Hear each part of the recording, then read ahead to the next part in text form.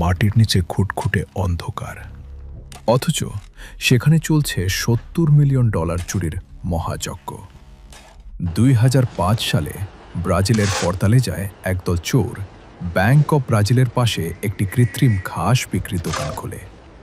3 মাস ধরে তারা মাটির 13 ফুট নিচে 250 ফুটের এক দীর্ঘ সুড়ঙ্গ তৈরি করে।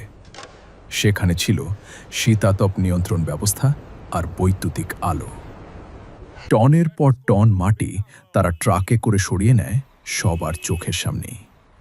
সপ্তাহান্তে ব্যাংকের ভল্ট ফুটো করে তারা 3 টনেরও বেশি ওজনের টাকা নিয়ে হাওয়া হয়ে যায়। সোমবার সকালে ব্যাংক খুললে দেখা যায় বিশাল গর্ত, কিন্তু টাকা নেই। এটি পৃথিবীর ইতিহাসের অন্যতম দুর্ধর্ষ এবং নিখুঁত চুরির গল্প।